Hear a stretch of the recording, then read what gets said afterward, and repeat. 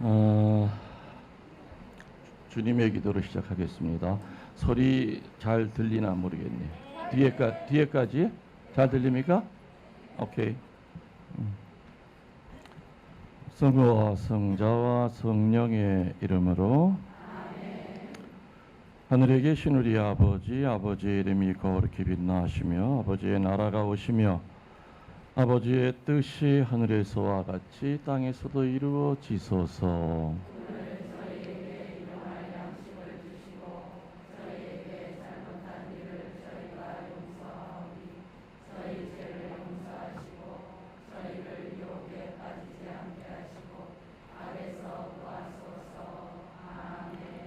은총이 가득하신 마리아님 기뻐하소서. 주님께서 함께 계시니 여인 중에 복되시며 태중의 아들 예수님 또한 복되시나이다.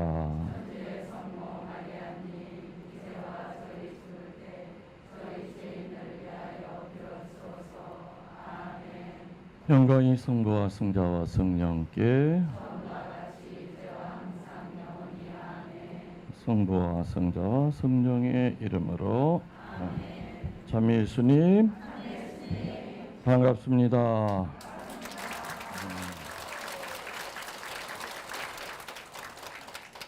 코로나 이후에 서울교구에서는 아마 제가 처음 하는 강의 같습니다. 물론 이제 뭐 지방은 뭐 많이 그동안 코로나 이후로 다니긴 다녔지만 되게 조심스럽게 다녀왔죠. 아무튼 서울교구에서는 처음인 것 같고, 글쎄 모르겠어요. 아까 조금 일찍 와서 식사를 하러 이렇게 내려가다가 평화방송 사장 신부한테 걸렸는데 저 밑에 있다가 쫓아오더니 시부님 은퇴하셨으니까 다시 방송 하셔야 되는 거 아닙니까? 그래서 나 하고 있다, 유튜브 방송. 나 너무 잘하고 있다. 그리고 아니 그전에는 뭐 내가 하려고 그래도 길을 막더니 뭐 이제 다시 해달라고 그러냐 그랬더니 그때는 신부님이 좀 세게 하셔가지고 그랬대. 그래도 뭐 방송 역사상 아직 기록으로 남아있는 것은 최고 시청률을 신부님이 그때 찍으셨다. 그래서 이제 은퇴하셨으니까 좀 시간이 남아 돌아가실 텐데, 아니다, 나 지금 밥해 먹기 바빠 죽겠다. 빨래하고 청소하느라고 얼마나 바쁜지 모른다. 아예 그러시더라도 하여튼 뭐 전화는 해보라 그랬어요. 뭐 이렇게 튕겨야지 어떡합니까? 그렇죠? 뭐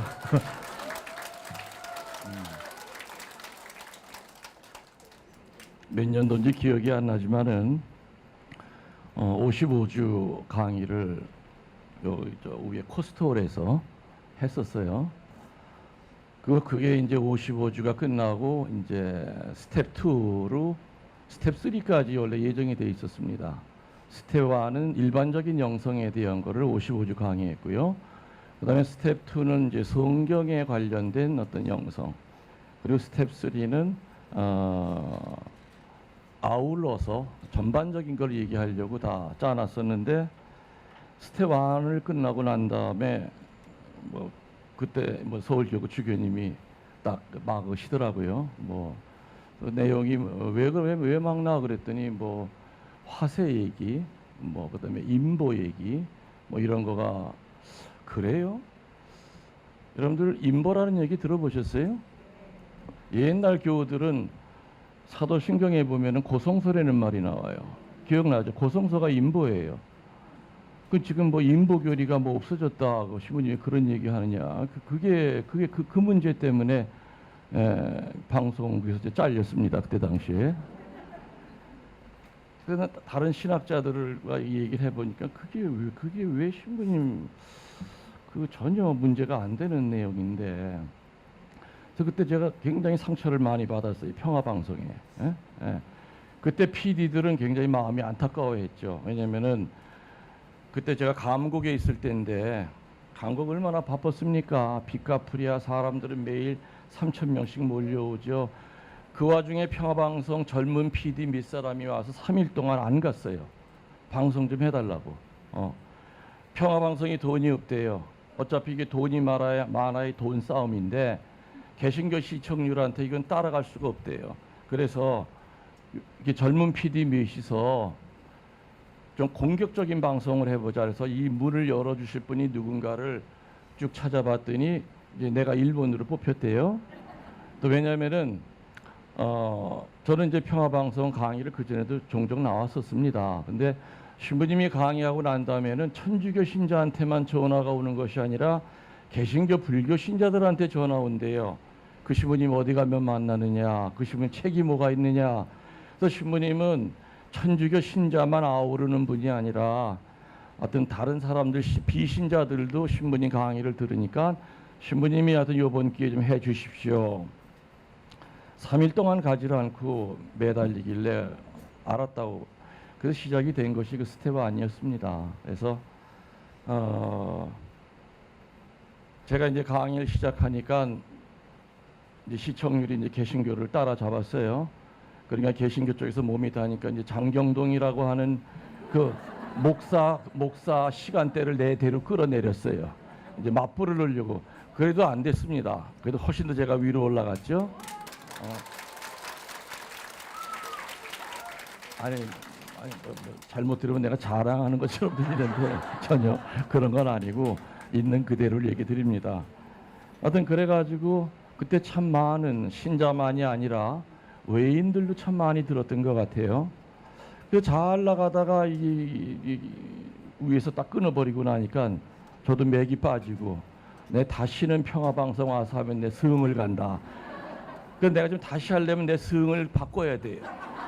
박씨로 바꾸든지 이씨로 바꾸든지 지금 그래서 문제가 심각합니다 지금. 예. 여러분들 그냥 유튜브 내가 일주일에 4번 강론하죠. 뭐 5분 10분 강의 아니라 거의 그냥 피정으로 계속 합니다. 그 계속 들으시면 되지 왜 이렇게 오셨어요? 더운데. 그러니까 저기 라이브가 다르다. 라이브가 다르다. 하여튼 되게 반갑고요.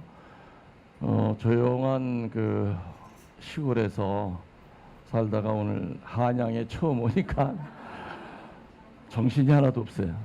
사람들이 왜 이렇게 많은지.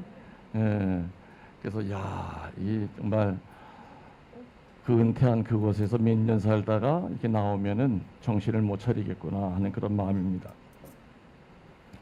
소아들에서 손 들어보세요. 오늘 축일인데, 자 박수.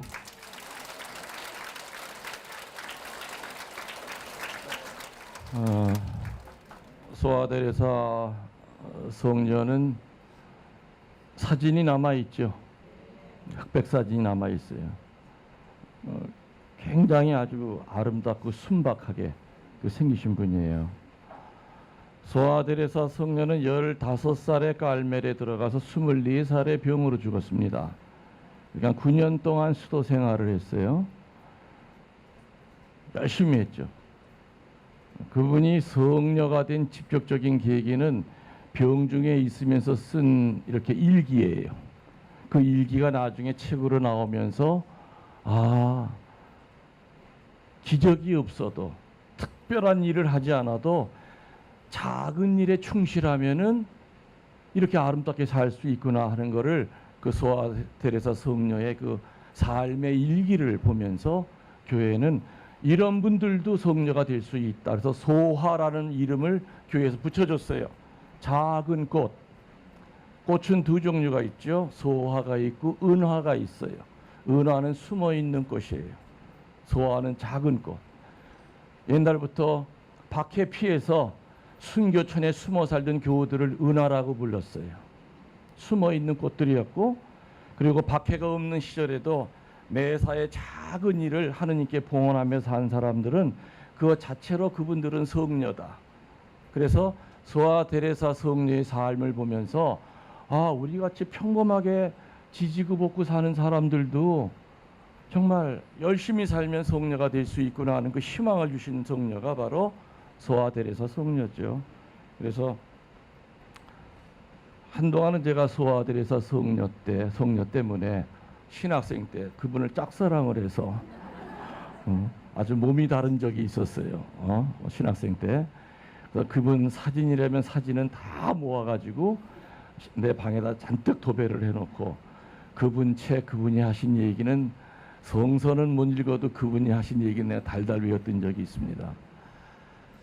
사실이요, 라틴어 격언에 그런 말이 있죠. 인간이 계획하면 하느님이 부수신다, 그런 말이 있어요. 소아 데레사의 아버지 엄마가 어떤 분이었느냐. 두 분이 다 산 2개 넘으면은 이렇게 서로 가까운 시골 동네에 두 분이 살았습니다. 아버지의 그 꿈은 신부가 되는 거였어요. 그래서 신학교를 들어갔어요. 엄마의 꿈은 수녀가 되는 거였어요. 수녀원에 들어갔어요. 근데 아버지는 공부를 너무 못해. 그래서 신학교에서 잘렸어. 엄마는 신심은 깊은데 몸이 약해. 그 수녀원에서 나가세요. 더 돌봐드릴 수가 없습니다. 해서 두 분이 다 신학교와 수도원에 상처를 받고 나왔어.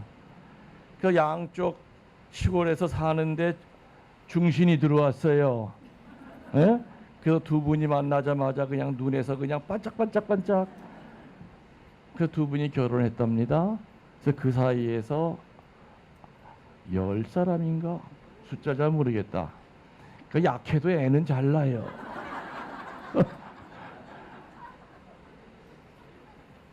소아 데레사가 막내야. 만일에 말이죠, 그 아버지가 수사가 됐다면, 엄마가 평범한 수녀가 됐다면 이렇게 위대한 성녀는 나올 수가 없었어요. 그래서 아까 얘기했죠. 인간이 계획하면 하느님은 부수신다. 하느님이 부셔놓고 당신의 설계도에 의해서 하나하나 만들어 가시는 분이에요. 우리는 내일 일을 모르지만 하느님은 우리의 영혼까지 알고 계세요. 그래서 하느님의 역사라고 하는 게 신비해요. 그 아버지는 신부가 못되고 수사가 못된 걸 그렇게 마음 아파했죠. 신학교에서 쫓겨날 때. 엄마도 마찬가지였어요. 근데 그 자식 가운데서 깔멜 수녀가 넷이나 나온 거야. 그 언니들 셋이 이미 수녀가 됐었어요. 그래서 이 동생 막내도 언니 따라서 수녀원에를 가고 싶은데 나이가 어려. 그래서 어떻게 했느냐, 교황님한테까지 간 거예요. 그 교황님의 특별 허락으로 15살에 깔멜 수녀원에 입회를 시킨 거죠. 소아 데레사 수녀님이 뭐 옛날에는 병이 많았죠. 어떤 병이라고는 정확히 언급은 안 돼요. 뭐 옛날에 뭐 폐결핵도 있을 수 있고 많은 병이 있는데 전염병은 아니었던 것 같아요. 그러면 격리를 시켰을 텐데 그냥 수녀원에 죽을 때까지 수녀원에서 있었던 걸 봐서 전염병은 아니었던 것 같아요. 하여튼 무슨 그 어린 나이에 24살에 무슨 한참 저항력이 강할 나이에 어떤 병이 있었길래 그랬을까. 그래서 모든 책을 다 찾아봐도 소아 데레사 성녀의 그 병명은 안 나와요. 뭐라고 나와요? 에? 결핵? 그래서 결핵 얘기 나도 옛날에 들었는데 그것도 정확한 얘기가 아니에요. 정확한 얘기가 아니에요. 아무튼 뭐 결핵이라고 합시다. 나중에는 이 성녀가 자기 옷을 입을 수 없을 정도로 이제 쇠약해졌다고 그래요. 그래서 수녀님들은 병 중에 있어도 기본적인 옷은 입고 있어야 돼요. 수도복을.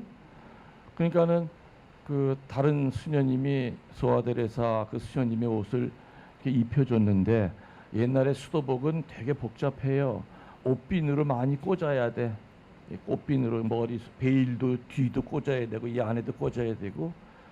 근데 이 옷을 입혀서 옷핀을 꽂다가 살을 뚫어버린 거예요. 그런데도 소아 데레사 성녀는 순간 얼마나 아팠겠지만은 소리를 안 질렀어요. 그리고 저녁 때 와서 옷을 벗겨줄 때까지 그냥 피만 흘린 거예요. 나중에 그 다른 수녀님이 와서 깜짝 놀랐죠. 아이고 수녀님 종을 쳐야지, 나를 불러야지. 그랬더니 2가지 이유 때문에 오늘 이 고통을 봉헌했대요. 예수님의 그 십자가상의 고통 내가 10,000분의 1이라도 느껴보자 하는 게 첫 번째 지향이었고, 두 번째는 매일같이 내 옷을 입혀주는 이 수녀님이 얼마나 미안해할까 내가 소리를 지르면. 그것 때문에 못 질렀습니다. 그래서 소아 데레사 성녀는 달래 성녀가 된 분이 아니라 내 앞에 찾아온 고통을 받아들였기 때문에 성녀가 되신 분이에요. 소아데레사 성리하신 말 가운데 그게 있지요. 다른 것은 다 양보하더라도 절대 양보 못하는 것이 한 가지가 있습니다. 그것은 내 십자가입니다. 그랬어요. 그것만큼은 절대 남한테 주기 싫습니다. 수도원 안에 빨래터가 있었다 그래요.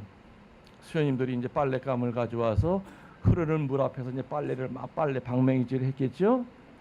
근데 어느 수녀님 옆에는 아무도 안 앉아. 왜? 너무 터프하게 빨래를 해.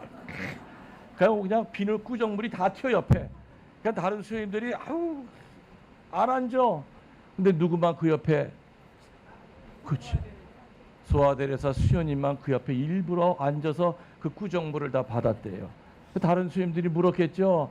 아이고 수녀, 저쪽에 가서 앉아. 왜 구정물 다 옷에 묻잖아. 그러니까 뭐라 그랬습니까? 예수님이 십자가에서 침뱉음 당하고 모욕당한 거 조금이라도 느껴보고 싶었습니다. 그러니까 소아데레사 성녀는 작은 고통을 남에게 넘기지 않고 자기 것으로 생각하고 살았기 때문에 그야말로 작은 꽃. 그래서 좀 위대한 성녀가 되신 거예요. 그래서 여러분들, 내가 계획 세워가지고 이러면은 정말 하나님이 기뻐하실 것 같아. 마치 누구처럼 소아데레사 아버지가 내가 신학교 들어가서 성인 사제가 되면 얼마나 기뻐하실까 하면서 신학교 들어간 것처럼. 근데 신부 못됐죠. 나왔을 때 상처받았다고 그랬어요. 우리들도 살아가면서 내가 이렇게 일하고 이렇게 정리하고 하면 이게 하나님 원하시는 거야 했는데 그게 안 될 때가 훨씬 더 많아요. 절대 우리는 그때 실망해서는 안 되겠죠.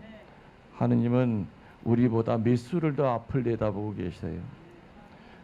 야훼 이레라는 말이 뭡니까? 하느님은 내 앞길 선하게 예비하고 계심을 믿습니다라는 말이 야훼 이레예요. 여러분들 제 강의 많이 들으셨죠? 유튜브에도 보면 참 많죠. 거기 내가 지겹도록 얘기하고 또 하고 또 하고 강조한 것들이 많죠. 그 중에 하나가 뭐냐? 여러분들, 저는요 신학생 때부터 지금까지 기둥 3개를 붙들고 산답니다. 이 기둥 3개를 내가 못 들고 살았다면은 지금 이렇게 신부로 살 수가 없었을 겁니다. 그 첫 번째 기둥, 믿음의 첫 번째 기둥이 뭐냐? 뭔지 아세요 혹시? 아세요? 손 드셨네? 네, 그런 얘기도 다른 때 했는데 지금 내가 바라는 건 그 얘기는 아니고, 3가지의 기둥은 첫 번째로 뭐냐면은 주님은 이 김신부를 사랑하고 있음을 믿습니다. 두 번째 기둥은 주님은 현재 나의 이 어려움 반드시 해결해 주실 것을 믿습니다. 세 번째 기둥은 주님은 나의 앞길 선하게 예비하고 계심을 믿습니다. 첫 번째가 뭐라고요? 주님은 나를 사랑하고 계심을 믿습니다. 이게 첫 번째 기둥이에요. 이 기둥 허물어져 버리면요, 우린 그냥 무너지는 거예요. 냉담자 되고 배교자 되는 거예요. 사제생활 40여 년 동안 산전수전을 겪으면서 나의 버팀목이 되어 주었던 그 3가지의 기둥은 지금 얘기한 그거예요. 주님은 이 김신부 사랑하고 있음을 믿습니다. 1%도 의심치 않고 믿습니다. 두 번째는 고통과 어려움이 올 때마다 주님은 나의 이 어려움 반드시 해결해 주실 것을 믿습니다. 세 번째 기둥은 앞날이 어떻게 될지 모르지만 분명히 주님은 나의 앞길 선하게 예비하고 계심을 믿습니다. 그 기둥 3가지 붙들고 저는 신학생 때부터 살았다는 얘기를 아마 평일강론, 피정강론 때도 참 많이 했던 것 같아요. 그래서 여러분들도 오늘 소아데레사 축일 맞이하면서 소아데레사 같은 분은 우리들에게 큰 힘과 위로가 됩니다. 그분을 통해서 엄청난 기적이 일어난 건 없어요. 그때 당시에. 예. 그렇지만 그분은 평소의 삶이 아름다웠기 때문에 성녀가 될 수 있었죠. 제가 감곡 성모님 성지 썼던 건 아시죠? 그 성지 하면은 같이 떠오르는 신부님이 혹시 누군지 아세요? 임가밀로 신부님. 그 성당을 세우신 사제죠. 프랑스 선교사예요. 그분은 동네가 루르드예요. 루르드. 사제가 되고 난 다음에 이 임가밀로 신부님은 리지웨에 있는 깔멜 수녀원회를 찾아갔어요. 가서 기도를 부탁하려고. 왜? 이제 죽을지도 모르는 조선 땅으로 이제 가야 돼. 가서 미사를 이렇게 철창 밖에서 미사를 드리는데 정말 눈이 부시게 빛나는 수녀님이 한 분 있었대요. 그분이 바로 소아데레사 성녀였어요. 그래서 임가밀로 신부님은 소아데레사 성녀를 보신 분이에요. 임가밀로 신부님이 3살이 위에요. 나중에 소아데레사 성녀가 임가밀로 신부님을 따로 이렇게 면담을 청해 가지고 고해성사를 보시고 난 다음에 뭐라고 그랬느냐? 이제부터는 신부님이 제 영적 오라버니입니다. 그래서 신부님이 가시는 곳, 그곳 신자들을 위해서 봉헌하겠습니다. 그래서 놀랍게도 감격스럽게도 소아데레사 성녀는 그 오라버니인 임가밀로 신부님의 편지를 통하여 감곡 성당을 알고 있었던 거예요. 처음 들으시는 얘기죠. 그래서 임가밀로 신부님은 프랑스에서 소아데레사 성녀 상을 만들어서 지금도 감곡 성당에 가면은 제대 왼쪽에 임가밀로 신부님 무덤 위에 소아데레사 성녀 상이 모셔져 있어요. 그리고 종 3개를 만들었는데 그 중에 종 하나가 데레사 종이에요. 그래서 소아데레사 성녀는 임가밀로 신부님을 통해서 우리 한국 교회와 그렇게 특별한 인연이 있고, 소아데레사 성녀는 세상 떠날 때까지 한국 천주교회를 위해서 기도했다는 사실입니다. 아름다운 사실이죠. 박수 한번 치세요.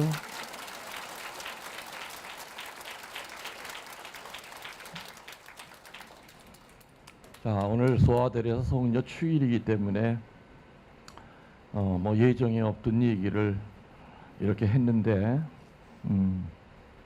근데 오늘 뭐 저한테 주어진 시간이 넉넉질 않아요. 뭐 4시 반까지 미사까지 합쳐서 4시 반 안에 끝내라 그래가지고 이걸 어떻게 끝내나.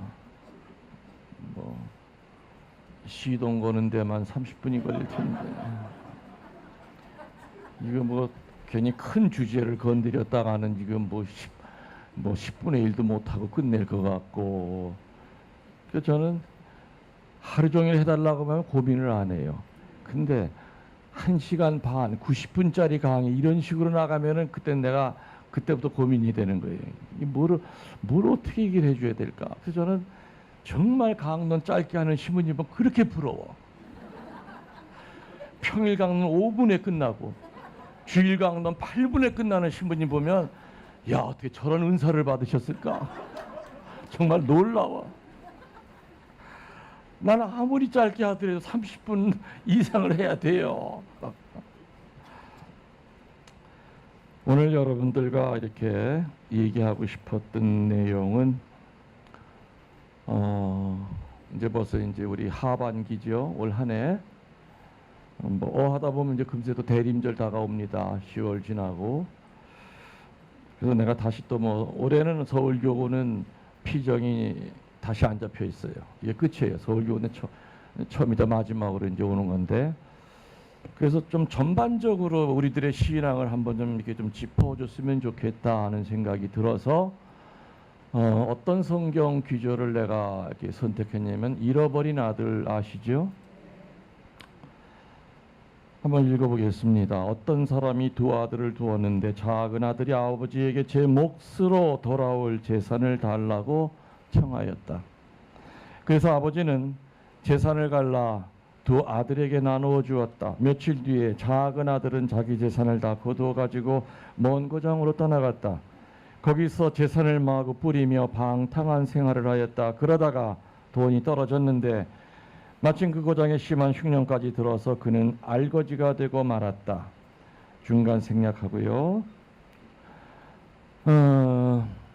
마침내 그는 거기를 떠나 자기 아버지 집으로 발길을 돌렸다. 집으로 돌아오는 아들을 멀리서 본 아버지는 치근한 생각이 들어 달려가 아들의 목을 끌어안고 입을 맞추었다. 그러자 아들은 아버지, 저는 하늘과 아버지께 죄를 지었습니다. 이제 저는 감히 아버지의 아들이라고 할 자격이 없습니다 하고 말하였다. 그렇지만 아버지는 하인들을 불러 어서 제일 좋은 옷을 꺼내어 입히고 가락지를 끼우고 신을 신겨 주어라. 그리고 살찐 송아지를 끌어내다 잡아라. 먹고 즐기자. 죽었던 내 아들이 다시 살아왔다. 잃었던 아들을 다시 찾았다 하고 말했다. 그래서 성대한 잔치가 벌어졌다. 밭에 나가 있던 큰아들이 돌아오다가 집 가까이에서 음악 소리와 춤추며 떠드는 소리를 듣고 하인 하나를 불러 어떻게 된 일이냐고 물었다. 하인이 아우님이 돌아왔습니다. 그분이 무사히 돌아오셨다고 주인께서 살찐 송아지를 잡게 하셨습니다 하고 대답하였다. 큰아들은 화가 나서 집에 들어가려 하지 않았다. 그래서 아버지가 나와서 달랬으나 그는 아버지에게 아버지, 저는 이렇게 여러 해 동안 아버지를 위하여 종이나 다름없이 일을 하며 아버지의 명령을 어긴 일이 한 번도 없었습니다. 그런데도 저에게는 친구들과 즐기라고 염소 새끼 한 마리 주지 않으시더니 창녀들한테 빠져서 아버지의 재산을 다 날려버린 동생이 돌아오니까 그 아이를 위해서는 살찐 송아지를 잡아주시다니요 하고 투덜거렸다. 이 말을 듣고 아버지는 얘야, 너는 늘 나와 함께 있고 내 것이 모두 네 것이 아니냐. 그런데 네 동생은 죽었다가 다시 살아왔으니 잃었던 사람을 되찾은 셈이다. 그러니 기쁜 날을 어떻게 즐기지 않겠느냐 하고 말하였다. 주님의 말씀입니다. 예, 지금 얘기는 누가복음 15장 11절부터 32절까지 돌아온 아들의 비유, 탕자의 비유, 사랑하시는 아버지의 이야기, 여러 제목으로 회자가 되고 있고 수많은 영성신학자들 또 문학자들의 잉크를 흘리게 했던 복음 중의 복음, 하느님의 마음을 가장 잘 표현한 그런 비유가 바로 오늘 읽은 이 루카복음 15장 11절 이하입니다. 유대법에 의하면은 장자는 아버지가 죽었을 때 재산의 3분의 2를 얻습니다. 그리고 차자는 3분의 1을 갖습니다. 그렇지만 아버지가 죽지 않고 살아있다 하더라도 몸이 약하거나 일을 할 수가 없을 때는, 다시 말하면 재산 관리에서 살아서도 물러서고 싶을 때는 생전에 그 재산을 분배할 수도 있는 것이 유대법이랍니다. 그런데 여러분들, 오늘 복음에 나온 아버지는 죽었어요, 살았어요? 그리고 아버지가 재산을 주려고 마음을 먹었어요, 안 먹었어요? 안 먹었어요. 살아있는 아버지가 죽은 것도 아니었고 아버지가 몸이 약해서 지금 자식들한테 재산을 미리 분배하려고 하는 것도 아니었는데도 불구하고 작은 아들은 아버지에게 돈 내놓으라고 합니다. 어떻게? 아버지가 돌아가실 때 내가 받을 몫의 재산을 지금 미리 주시오. 그리고 이 집 떠나게 해 주시오. 이렇게 아버지에게 협박 공갈을 합니다. 작은 아들이. 오늘 복음이 우리에게 주는 첫 번째 교훈은 이겁니다. 작은 아들은 살아있는 아버지를 죽은 아버지 대했습니다. 다시 말하면 우리들도 살아계신 하느님을 죽은 하느님 대하듯 할 때가 과연 없었을까? 이게 이 복음이 주는 첫 번째 교훈입니다. 살아계신 아버지를 죽은 아버지 대하듯 하다. 하느님은 죽은 하느님이십니까? 살아계신 분이십니까? 살아계신 분입니다. 파스칼이라고 하는 철학자예요, 물리학자예요, 사상가인 파스칼은 하느님을 체험했던 그날 그 시간을 잊지 못해서 그의 양복 안단에다가 양피지에다가 몇 자를 적어가지고 죽을 때까지 옷 안단에다 붙들어 매고 살았어요. 거기에 뭐라고 적혀 있었느냐? 아브라함의 하느님, 이삭의 하느님, 야곱의 하느님, 나의 하느님, 그 하느님을 나는 몇 날 몇 시에 만났노라. 파스칼은 신앙이 흔들릴 때마다 그 양피지를 이렇게 보면서 하느님을, 살아계신 하느님을 만났던 그 시간을 기억했던 겁니다. 누구에게나 살면서 적어도 한 번 이상은 하느님은 내가 죽은 목석이 아니라 나무떼기가 아니라 쇳덩어리가 아니라 나는 너의 살아있는 하느님이요 인격적인 하느님이라고 하는 것을 분명히 알려주십니다. 그런데 문제는 뭐냐? 시편 81장 11절의 말씀대로 내가 입을 벌리고 있지 않으면 입에다 넣어줄 재간이 없다는 겁니다. 내가 눈을 뜨고 있지 않으면, 귀를 열고 있지 않으면 살아계신 하나님을 체험할 수 없다는 겁니다. 하느님은 분명히 한 사람 한 사람에게 구체적인 계획을 갖고 계십니다. 그럼 과연 여러분에게 하느님은 어떤 분이십니까? 살아계시다고 느끼십니까? 아니면 죽은 하느님처럼 느낄 때가 더 훨씬 더 많습니까? 하느님은 당신이 살아있다고 하는 것을 계속해서 우리에게 알려주십니다.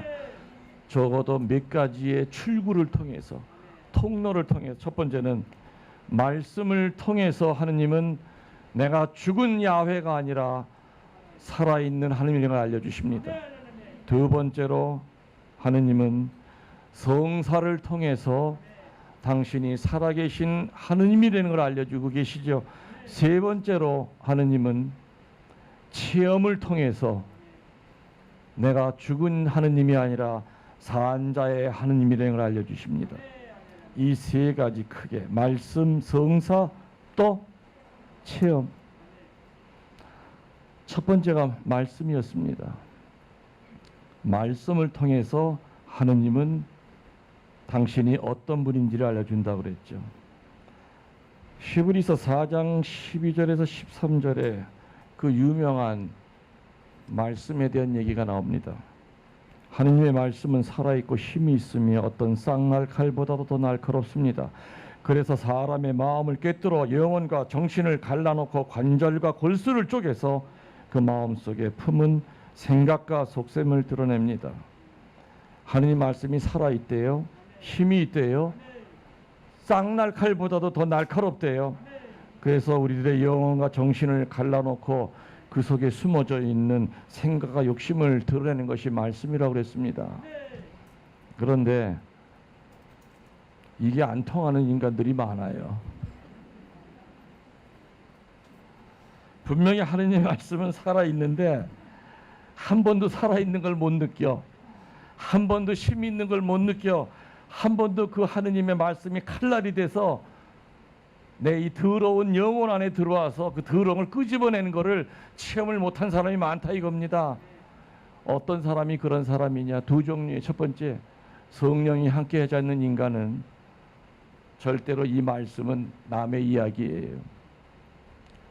말씀을 전하는 사람도 성령이 함께하지 않으면은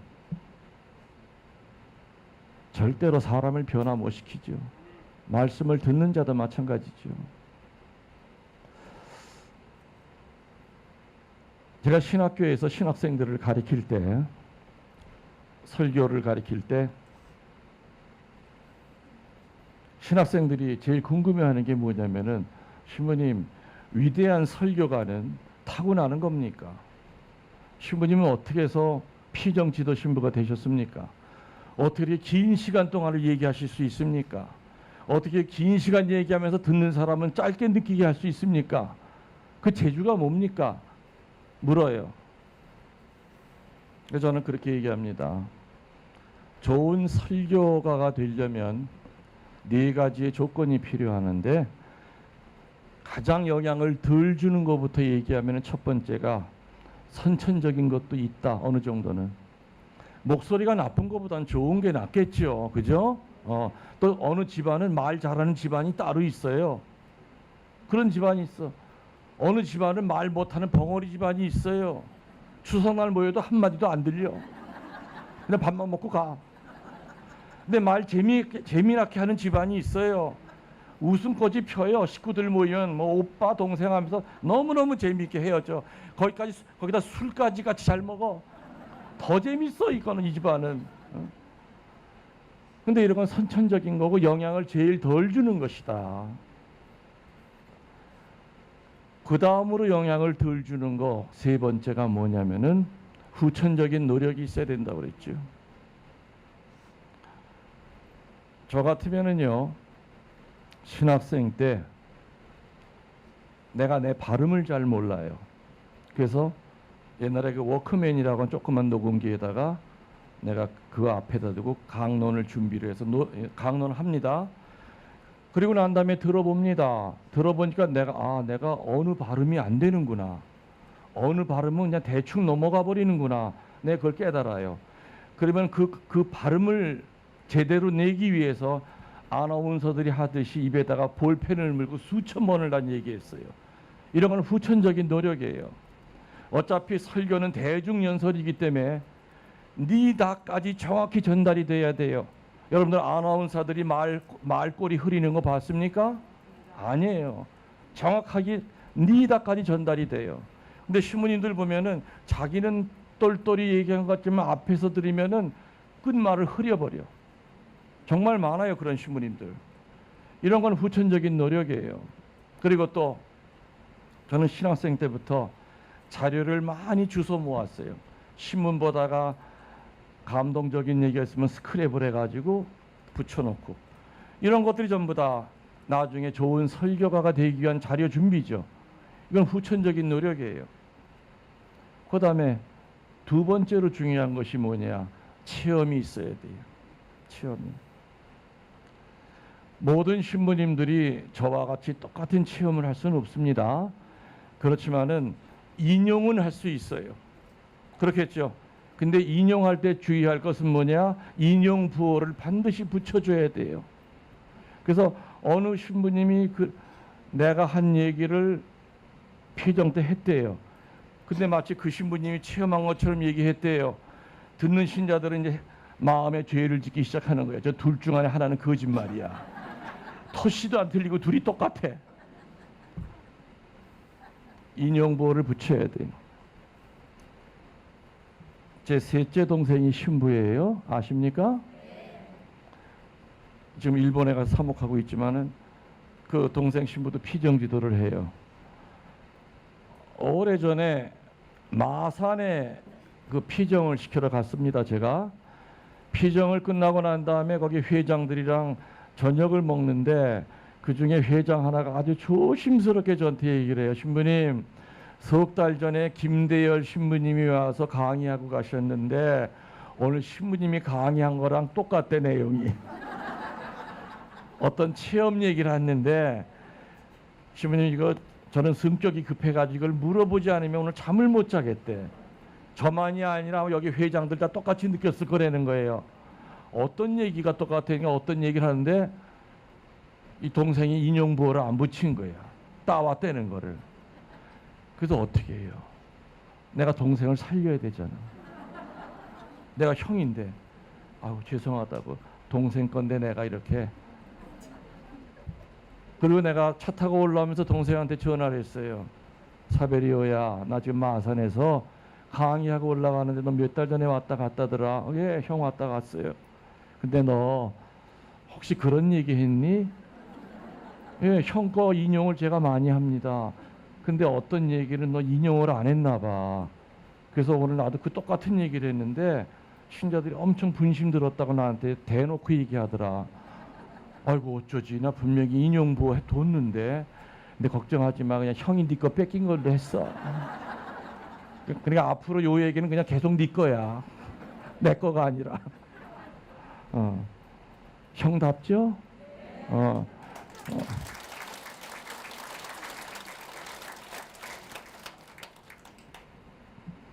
그래서 좋은 설교가가 되려면은 체험이 있어야 돼요. 근데 지금 얘기한 것처럼 체험도 풍부해, 노력도 많이 해, 선천적으로 끼도 있어.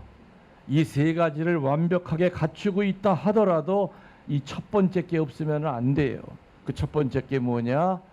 성령의 도우심이 있어야 돼요. 사제들의 강론은 지식 전달이 아니에요. 사제들의 입을 통해서 아까 말씀드린 대로 히브리서 얘기대로 관절과 골수를 쪼개놔야 돼. 교우들 그 어둠을 새 사람으로 변화시켜야 되려면은 어줍지 않은 말재간 가지고는 안 된다 이거죠. 반드시 성령의 도우심이 있어야 돼요. 그래서 항상 저는 미사 들어가기 전에 피정 임하기 전에 늘 성령께 청합니다. 오소서 성령이시여, 오늘 제 입술을 가지시고 혹시라도 교회의 가르침에 어긋나는 말이 나오려면은 제 입에 자물쇠를 채우시고, 그리고 신자들이 변화되는 치유의 말이 나가게 해주십시오. 그렇게 기도를 해야 되죠. 마찬가지로 말씀을 듣는 여러분들도 이 자리에 앉기 전에 제일 먼저 해야 될 것은 바로 성령께 도움을 청해야 돼요. 성령 기도를 바쳐야 되죠. 오소서 이 죄인에게 오십시오. 오늘 제 입을 봉헌합니다. 제 귀를 봉헌합니다. 이 강론 중에 집생각 안 나게 해주시고, 분심절면 들지 않게 해주시고, 미운 놈 얼굴 안 떠오르게 해주시고, 앞에 앉아있는 얼굴 그 사람의 그 뒤통수가 내 돈 떼먹고 간 그놈이랑 비슷하게 하더라도 욕하지 않게 해주시고. 그래서 하느님은 당신이 살아있다고 하는 것을 말씀을 통해서 전하신다고 그랬죠. 그런데 성령이 함께하지 않으면은 못 알아듣는다 이 얘기입니다. 살아계신 하나님을 못 느낀다 그 얘기입니다. 그리고 또 병에 걸려 있으면은 이 히브리서 이 말이 그냥 지나가는 말로밖에 안 들려요. 이렇게 절대 변화되질 않아요. 뚫을 수가 없어요. 그 인간은 아무리 하나님 말씀이 살아있고 힘이 있다 하더라도, 칼날보다 날카롭다 하더라도 그 병자한테는 이 칼날이 맥히질 않아. 그 병이 무슨 병인 줄 압니까? 코로나? 아니에요. 말씀은 코로나 무서워하지 않아요. 에이즈도 안 무서워해요. 암도 안 무서워해요. 말씀이 꼼짝 못하는 그 병은 뭐냐? 불감증이에요. 못 느끼는 병. 제가 정말 많이 얘기했죠. 천국 갈 때 우리 발목을 잡는 3대 불감증이 있다고. 안드레야, 멋있게 대답해 보세요. 3대 불감증. 그치, 그냥. 끙끙대지 말고 빨리빨리.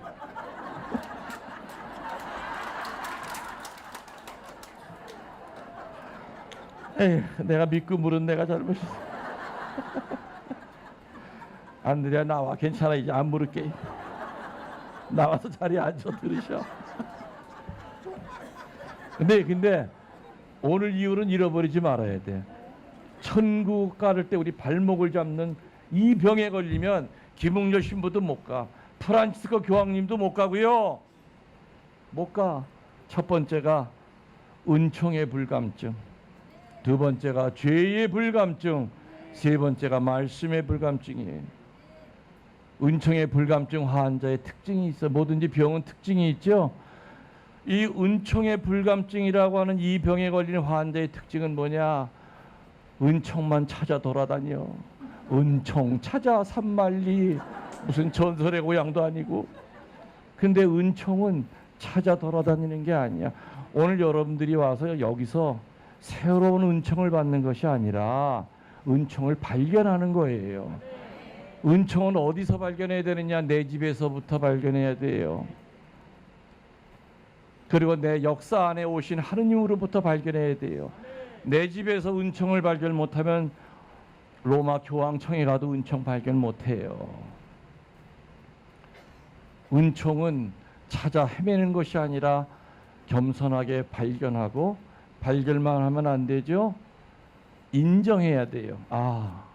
내가 은총 가운데 살았다는 걸 인정해야 돼요. 그 다음에 고백해야 돼요. 그 다음에 그걸로 끝나면 안 돼. 감사해야 돼요. 그걸로만 끝나도 또 안 돼. 마지막 봉헌까지 이르러야 돼요.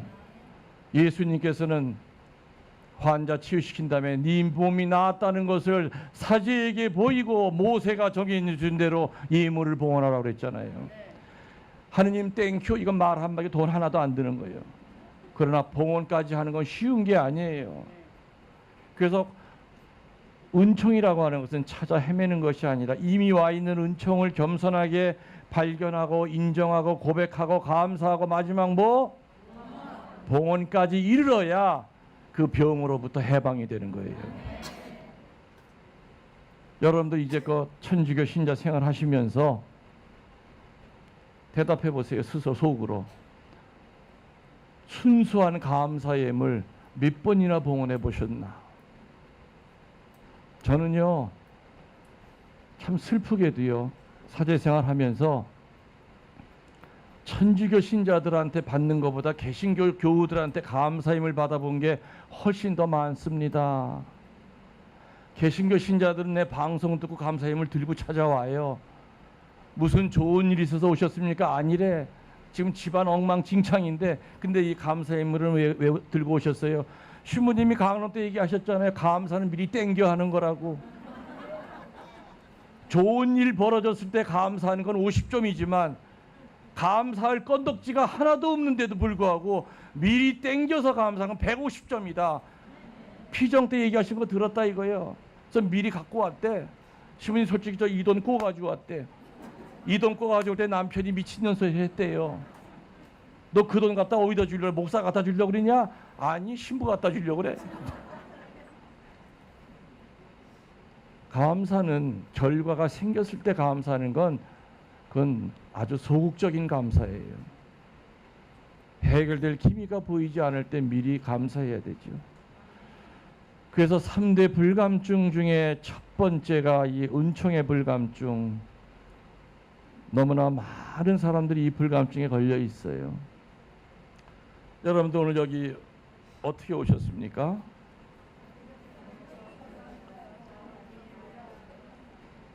그래도 이제 정답 얘기하는 사람이 몇 사람이 있는데 제가 있는 그 사제관에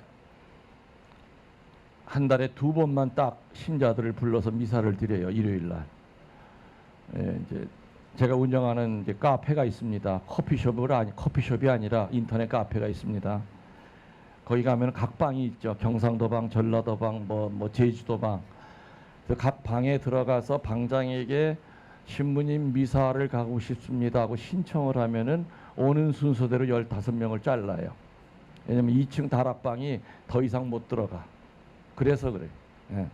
그렇게 해서 이제 한 달에 2번 뭐 경남방이 올 수도 있고 뭐 전라북도방이 올 수도 다 와요. 그분들이 오면 내가 강론 시작하자마자 처음에 묻는 게 지금 여러분이 물었던 거. 여러분들 여기 어떻게 오셨습니까? 그러니까 버스 타고 왔어요. 차 타고 왔어요. 야, 이 등신들아, 내가 몰라서 그거 문제 내고. 내가 원하는 답은 뭐예요? 그렇지. 주님이 불러주셔서 왔습니다. 오늘 여기 있는 여러분들이요, 겉으로 보면은 여러분들이 버스 타고 전철 타고 100% 여러분들이 2발 움직여서 온 것 같지만 아니라는 거예요. 이 자리에 어저께까지 오고 싶어도 오늘 못 온 사람도 있을 것이요. 오늘 아침까지도 안 오려고 버티다가 억지로 끌려온 인간도 있을 것이요. 딱 4사람 앉아있네. 그런 사람 보니까 30분만 듣다가 이제 시원찮으면 가려고 하는 인간들도 몇 있었을 거예요. 거룩한 장소는 내가 오고 싶다 해서 오는 것이 아니라 불러주셔야만 하여. 성지도 그렇죠. 그렇죠? 또 제가 있는 사제관도 은퇴한 사제가 사는 그냥 사가가 아니라 제가 사는 사제관에는 83분의 성인 유해가 모셔져 있어요. 전 세계에서 제일 많은 성인이 모셔져 있죠. 예수님이 지었던 그 십자가 나무 조각이 3조각이 있어요. 저는 성인 유해를 수집하는 취미로 하는 사람이 아닙니다. 근데 아무튼 외국을 나갈 때마다 아무튼 그분들이 오셨어. 난 아직도 나한테 오신 이유를 몰라요. 전 그래서 베티에 있을 때 거기 박물관 제가 졌죠. 박물관 지면서 한쪽에다 성인 유해관을 지려고 했어요. 그러면 그분들이 최영업 신부님의 시복시성을 위해서 전교해 주실 것이다. 그런데 주교님이 막으셨어요. 이제 은퇴하셨는데 그 주교님도 아니 최양업 신부님이 주인공인 성지에 왜 성인들이 유해가 있냐 이거야. 나랑 마인드가 전혀 달라요. 생각하는 차원이. 아 그래서 청주교구교회는 내가 이렇게 봉헌할 수가 없구나. 근데 모시고 있는 거예요. 지금도 찾고 있어. 어느 교구에서 성인 유해 전시관 이렇게 해드릴 테니까 봉헌하시겠으면 봉헌해요. 한국에도 이분들이 거처할 자리가 없다면 다시 외국으로 나가셔야 돼요. 아무튼 지금 내 집에는 83분의 성인 유해와 3개의 십자가 묘목이 있어요. 그럼 성지예요, 아니에요? 그렇기 때문에 한 달에 2번 오는 그 신자들은 거룩한 땅이기 때문에 일반 사제관이 아니기 때문에 100% 불려주시니까 그 미사에 참석하신 것처럼 여기 있는 여러분들도 똑같다 그 얘기입니다. 맞죠? 맞아요. 맞아요. 죄의 불감증 말 안 해도 아시죠? 이 죄의 불감증에 걸린 이 환자의 특징은 뭐예요? 성당 안 나가도 자기 천국 갈 수 있다고 자신해요. 그리고 항상 자기는 의인 쪽에 속해 있다고 착각해요. 자기는 고백소에 들어가도 성사 볼 건덕지가 없다고 착각을 해요. 그리고 사제가 강론하면은 옆에 앉아 있는 남편 이 인간아 너가 네 얘기다 너 들어 네가 들어. 사실은 본인 얘기거든. 항상 남의 얘기라고 생각을 해요. 이게 바로 죄의 불감증 환자들의 특징이에요. 이 불감증에 걸려도 천국 못 가요. 맞죠? 세 번째가 뭐예요? 말씀의 불감증. 이 말씀의 불감증 환자들은 아무리 말씀이 힘이 있고 능력이 있고 쌍날카처럼 날카로워도 이 환자의 골수를 못 쪼개요. 워낙에 껍데기가 두꺼워서. 이 말씀의 불감증 환자. 이 말씀의 불감증 환자는 두 종류예요. 극과 극이에요. 이쪽에 있는 말씀의 불감증 환자는 누구냐? 말 그대로 말씀이랑은 왼수가 져가지고 말씀 근처에 가질 않아. 신자로 50년 동안을 살면서 피정이라는 걸 단 한 번도 해본 적이 없어. 자기가 머물던 그 본당에 50년 동안 100번 이상은 있었을 거예요. 피정이. 한 번도 안 가요. 그리고 단 한 번도 성경책을 넘겨본 역사가 없어요. 먼지만 뽀얗게 쌓여있고 친구야 갑번 여름에 목침 대신 비구 자기 좋지. 그거 용이야. 그거 용이야. 이런 사람들이 정상적인 일상적인 말씀의 불감증 환자의 특징, 아예 말씀 근처를 안 가는 사람들. 근데 이쪽에도 또 있다고 그랬죠? 아, 자매가 아니고 하여튼 이쪽에 또 있다고 그랬죠? 이쪽은요, 대개가 어떤 사람들이 이쪽 말씀 불감증 병에 걸리냐면은 말씀을 가지고 봉사하는 사람들이 이쪽에 있는 사람에 속하기가 쉬워요. 어마어마하게 많이 공부했어. 듣고 배운 게 너무너무 많어. 외우고 있는 성경 귀절도 너무 많어. 근데 이것이 머리에만 가득 찼어. 요 가슴까지 못 끌어내린 거야. 대가리만 커지고 가슴은 죽어. 그래서 보고 듣고 외운 그 말씀이 겸손의 재료가 되지 않고 교만의 재료가 돼서 끊임없이 그 사람들은 판단해요. 본당 가서 미사하더라도 신부님 강론이 시원찮으면 아이고 저것도 말씀이라고 하고 앉았나. 내가 올라가서 하는 게 훨씬 낫겠다. 열매를 맺지 못하는 이 말씀의 봉사자들은 오히려 안 들었느니만 못해요. 그 어줍지 않게 들은 그걸 가지고 칼날로 사람을 비거든. 내리치거든. 교만의 칼날로 바뀐다 이거죠. 그 듣기만 해서 자기 자신을 속이는 사람이 되지 말라고 그러셨잖아요. 반드시 열매를 맺어야 돼. 그래서 이 말씀의 불감증 환자는 극과 극이에요. 아예 안 듣는 사람, 열심히 듣는데 열매를 맺지 못하는 사람. 겸손의 재료가 안 되고 교만의 재료로 바뀐 사람. 가슴이 커지질 않고 머리만 커져 있는 사람.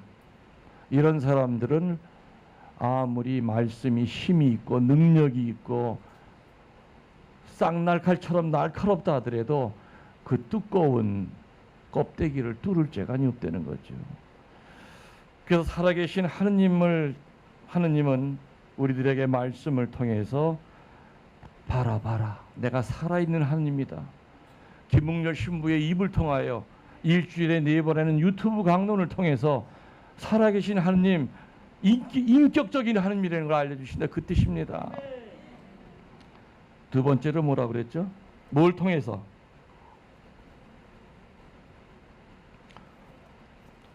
요 밑에 분식점에 까마귀 고기를 파는 데가 아까 보니까 까마귀 이렇게 써 있습니다. 까마귀 고기 판다고. 성사 생활을 통하여 하느님은 당신이 살아있는 하느님이라는 걸 알려준다고 그랬죠. 뭘 통해서? 성사는 몇 개예요? 7성사가 있고 또 준성사가 있죠. 뭐 묵주에다 강복하는 건 준성사예요. 집에서 성수 뿌려주는 건 준성사예요. 준성사는 100% 뿌리는 사람의 믿음 여하에 따라서 효과가 있어요. 여러분에게 안수해 드리는 것도 준성사예요. 시모님 저 안수해 주세요. 아이 귀찮아 죽겠네. 이거 축복 안 내려가. 그렇지만 정성을 다해서 안수하면은 사제의 손을 통하여 치유가 내려가고 구마가 내려간단 말이에요. 준성사는 집행하는 사람의 믿음 여에 달려 있어요. 여러분들 성수 떠가지고 집에 가서 뿌리죠. 여러분의 믿음 여에 따라서 그 성사의 효과가 있는 거예요. 제가 강곡 성당에 있을 때, 강곡 성당은 아시는 분은 아시지만은 강곡 전체 인구의 43%가 교우들이에요. 전국에서 제일 프로테지가 높은 데가 강곡이에요. 대한민국에서 신부가 제일 많이 나온 데고 수녀들이 제일 많이 나온 데. 근데 다음 주 목요일이 올해 143차 성체대회, 한국에서 제일 오래된 역사 유서 깊은 성체대회가 있죠. 매월 10월 첫 목요일 날 항상 성체대회를 해요. 비가 오나 눈이 오나 시간 되시면 가서 은혜 받으세요. 저도 갈 겁니다. 그 옆에 살기 때문에. 강곡은 그게 유서 깊은 데예요. 그 밑에 동네가 전부 다 교우촌이야. 근데 어느 날 신자들이 헐레벌떡 올라온 거예요. 신부님 큰일 났대. 왜? 요 밑에 빈집이 하나 있었는데 무당이 들어왔대. 그럴 리가 있나. 무당이 모르고 들어왔겠지. 아니 무당이 들어왔대. 뭐 이렇게 대가 올라가고 막 뭐 깃발이 펄럭이고 막 난리 났대. 거기 지금 뭐 대가 2개가 쓰고 난리 났대. 그 성당 나와서 이렇게 매다보면 밑에 보여요. 진짜 대가 이렇게 올라온 거예요. 저 사람이 여기가 어딘지를 모르고 어떻게 여기다가 이게 뭐가 이게 점이 안 될 텐데. 그래서 회장을 보냈어요. 좋게 얘기할 때 빨리 짐 싸서 나가라고. 그랬더니 회장이 싸우고 왔어. 뭐 찔러도 피도 안 나올 정도로 당신이 뭔데 나가라고 그러냐면 이사 온 지 며칠 됐다고 나가라는 천주교신들 다 망하게 할 거라고 아주 악담을 하더라는 거예요. 무당이. 예? 그래? 아주 세게 나오네. 그래서 그 다음부터 이제 저녁에 밤 한 12시 정도 무당이 잠들었다 생각했을 때 그 성당 밑으로 이렇게 언덕으로 내려가면 무당 사는 지붕이 이렇게 밑에가 보여요. 그래서 성수를 가지고 그냥 계속 뿌렸어요. 한 달 동안 뿌린 성수가 한 돌 안 못 될 거야. 그러니 어느 날 신자들이 올라오 신부님 무당이 짐 싸요 이러는 거야. 진짜 짐 싸겠다. 이사 가려고 준비 중이래요. 그래서 교우들이 가서 봤대요. 아이고 왜 뭐 벌써 가시냐고 좀 더 계시지 얘기했더니 무당이 잘못 들어왔다고 그랬대요. 그러면서 자기 몸을 보여주는데 온 몸이 다 부스럼 덩어리로 바뀌었대요. 그러면서 밤에 잠을 자면 하늘에서 불덩어리가 자기 몸에 떨어진대. 그 무당 꿈꾸는 그 시간이 내가 성수 뿌리는 시간이야 이게. 온 몸이 그냥 부스럼 덩어리가 된 거야. 신자들이 깜짝 놀란 거야. 여기 내가 잘못 들어왔다고. 그 나중에 무당이 여기 역사를 들어보니까 세상에 이건 나 같은 인간이 들어올 똥내가 아니야 이게. 짐도 안 끓이고 그냥 몸만 도망을 쳤어요 그 무당이. 그러니까 준성사라 하더라도 여러분들 성수 우습게 보시면 안 돼요. 마귀를 쫓아내는 제일 큰 무기가 성수예요. 저는 구마사제로 한평생을 살았지만 제일 큰 힘은 물론 묵주기도도 큰 힘이 있지만은 성수예요. 그거 뿌릴 때 사제가 이거 뿌려서 무슨 힘이 될까? 에이. 마귀가 코웃음 쳐요. 부마자들이. 그러니까 정말로 뿌리면서 하느님의 힘으로 사제가 축성한 거룩한 물이다 하는 그 확신을 가지고 사제가 성수를 치면은 성수가 닿는 자리에는 불이 일어나 물집이 생긴단 말이야. 그게 그 부마자의 몸에 닿을 때는. 그래서 성사는 다 하느님의 역사예요. 그리고 특별히 칠성사는 예수님이 직접 세우신 거죠. 칠성사. 칠성사가 뭐 있습니까? 병자성사, 헌배성사, 신품성사, 견진성사, 세례성사, 고해성사, 성체성사 7개 되죠. 6개 성사는 한가운데 있는 요 성사를 중심으로 울타리를 치고 있어요. 그럼 요 가운데 있는 성사가 뭐예요? 그렇지. 신품성사는 왜 필요하냐? 성체를 만들어야 되기 때문에 신품성사 필요한 거예요. 회장들도 설교할 수 있어요. 평신도들도. 그죠? 그렇지만 이 세상에 있는 평신들이 다 모여도, 이 세상에 있는 수녀들이 다 모여도 아무리 신부가 등신 같아도 그 신부 등신 같은 신부만 할 수 있는 게 뭐예요? 예수님의 몸과 피를 만들 수 있어. 그래서 사제직이 위대한 거죠. 위대한 거예요. 신품성사, 고해성사도 왜 필요합니까? 우리는 죄 중에 성체를 못 영하잖아요. 그 때문에 깨끗하게 정리하고 나서 성체를 영해라. 세례성사를 못 받으면 우리 성체를 또 못 영하잖아요. 맞죠? 그 나머지 6가지 성사는 성체 성사를 중심으로 울타리를 치고 있죠. 자, 여러분들 병자성사 옛날에는요 죽기 직전에만 받았다고 그래가지고 종부성사라고 그랬어요. 그래서 노인네들이 안 받으려고 그랬어요. 그래서 공의 이후에는 병자라는 말로 바뀌어가지고 수술 들어가기 전이라든지 또 이제 몸이 허약하면은 신부님에게 가서 청하면 병자성사를 드려요. 죽기 직전이 아니라 하더라도 그럼 반드시 줘야 돼. 의무예요. 그런데 여러분들 죽기 직전에 이제 신부님 불러서 병자성사를 청하죠.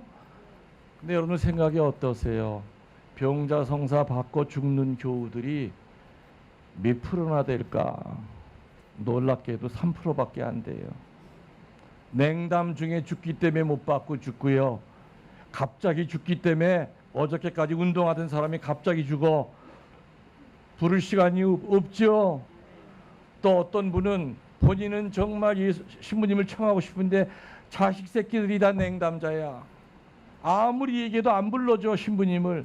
이런저런 요런저런 이유로 인하여 신자들이 살다가 죽기 직전에 사제를 청하여 병자 성사를 받고 기름을 바르고 마지막 노자 성체를 영하고 죽는 사람이 3%밖에 안 돼요.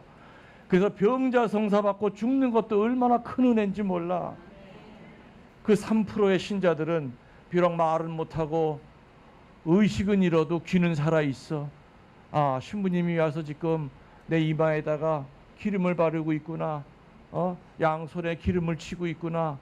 그리고 성체를 쪼개서 녹여서 물에 타서 내 입술에 흘려주고 계시구나.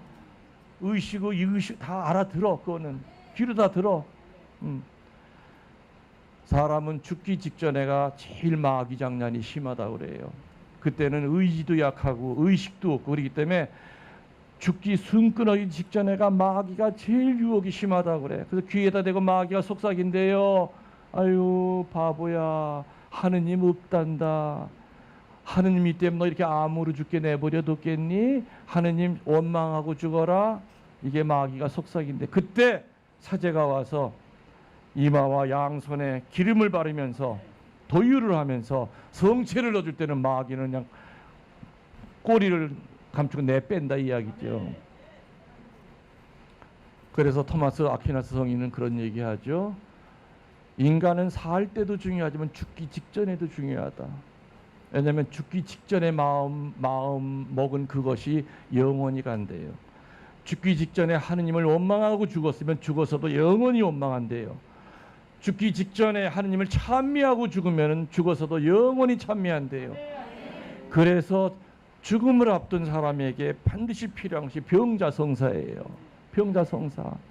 그래서 여러분들 자식들한테 평소에 유언을 남기세요. 내가 만일에 의식이 없고 그럴 때 니들 다른 거 뭐 관을 갖다가 금덩어리 해준 거 다 필요 없어. 반드시 신부님 좀 불러서 병자성사 좀 받게 해다오. 늘 자식들에게 유언을 남기셔야 돼. 평상시에도. 알아들으셨습니까?